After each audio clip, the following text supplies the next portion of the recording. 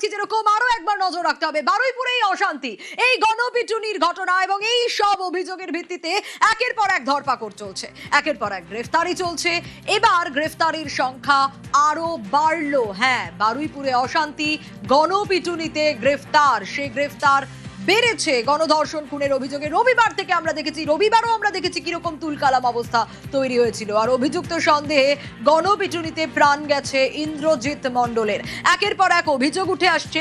কল্যাণ রয়েছে আমার সঙ্গে, কল্যাণের কাছ থেকে জানতে চাইবো বাকি আপডেট। কল্যাণ, গণপিটুনিতে আগেই আমরা দেখেছি 20 জনকে গ্রেফতার করা হয়েছিল, এবার আর কতজন, কোথা থেকে, কিভাবে গ্রেফতার? সোনিয়া, শুধুমাত্র গণপিটুনি নয়, গণপিটুনির পাশাপাশি যে রাস্তা অবরোধ, পুলিশের গাড়ি ভাঙচুর, পুলিশকে মারধর, ট্রেন লাইন অবরোধ সহ একাধিক কেসে কিন্তু এই আগে পুলিশ 20 জনকে গ্রেপ্তার করেছিল। তারপরে নতুন করে বারুইপুর থানার পুলিশ এবং এসটিএফ কিন্তু আরো 12 জনকে গ্রেপ্তার করে এবং সেই 12 জনের মধ্যে ইতিমধ্যেই সোনারপুর জিআরপি, মাফ করবে, বারুইপুর জিআরপি কে দুজনকে তাদের হাতে হ্যান্ডওভার করা হয়েছে। কারণ তাদের যে ট্রেন লাইন অবরোধ এবং ভাঙচুরের ঘটনা ঘটেছিল সেখানে কিন্তু তাদেরকে দুজনকে দেওয়া হয়েছে বারুইপুর থানা থেকে। ইতিমধ্যেই জিআরপি পুলিশ এসে তারা নিয়ে যায়। অন্যদিকে আরো 10 জনকে কিন্তু নতুন করে এই যে সমস্ত একাধিক ঘটনা ঘটেছে সেই ঘটনায় নতুন করে 10 জনকে বারুইপুর মহকুমা আদালতে পাঠালো পুলিশ। কারণ এই 10 জনকে একাধিক যে পুলিশ ঘটনার পর থেকে একাধিক সিসিটিভি ক্যামেরার ফুটেজ থেকে শুরু করে এলাকায় যে সমস্ত ক্যামেরা রয়েছে সেই ক্যামেরা এবং ছবি একাধিক জায়গা থেকে সংগ্রহ করে এদেরকে পুলিশ প্রথমে চিহ্নিতকরণ করে এবং চিহ্নিতকরণের পরেই কিন্তু তাদেরকে গ্রেপ্তার করে। এখনো পর্যন্ত বেশ কয়েকজনকে আটক করা হয়েছে। তাদেরকে দফায় দফায় জিজ্ঞাসাবাদ করছেন যে সমস্ত অফিসাররা রয়েছে, তারা তাদেরকে জিজ্ঞাসাবাদ করছে এবং তাদের যে সমস্ত ফুটেজ রয়েছে সেই ফুটেজেও তাদের ছবি মেলানো হচ্ছে। কোন রকম যদি এদের মধ্যে কাউকে পাওয়া যায় তাদের মধ্যে থেকেও গ্রেপ্তার করা হবে বলে পুলিশ সূত্রে খবর। তবে এই যে গ্রেপ্তার গতকাল এবং আজকে নিয়ে যে গ্রেপ্তারের সংখ্যা, সেই সংখ্যা দাঁড়ালো প্রায় 30।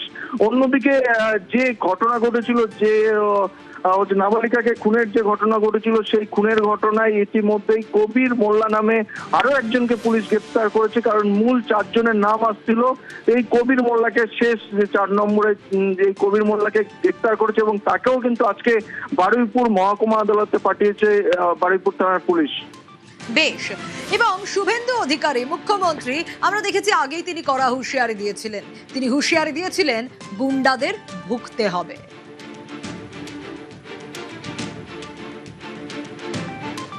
আমাদের অনেকগুলো পুলিশকেই ইনজোর করেছিল এরা অত্যন্ত খারাপ কাজ করেছে। গুন্ডাদের ভুগতে হবে, প্রত্যেককে অ্যারেস্ট করব। এখানে আরএনটে করে একজন ছিলেন লেডি, আরেকজন ট্রিটমেন্ট করে বেরিয়ে গেছেন, ইনি অ্যাডমিশন আছেন, এনার ভালো চোট আছে, ওটি হবে কালকে। আমি আমার কনস্টেবল ভাইকে বলে এলাম, সরকার আছে সাথে। মহিলা কনস্টেবল ভর্তি আরএনটে করে, উনি এখন ঠিক আছে, উনার রিপোর্ট নিলাম আমি, ঠিক আছেন। উনার কালকে ওটি হবে, ওনার সিরিয়াস আছে, ওনারও সিরিয়াস ছিল কিন্তু is now out of danger. Inner কালকে ওটি হবে বলে এলাম। পুরো ডিপার্টমেন্ট সাথে আছে, সব গুন্ডাকে ধরা হবে। ওখানে যারা নেতাগিরি মাতব্বরি করেছে হবে, প্রত্যেক কাউকে ছাড়া হবে।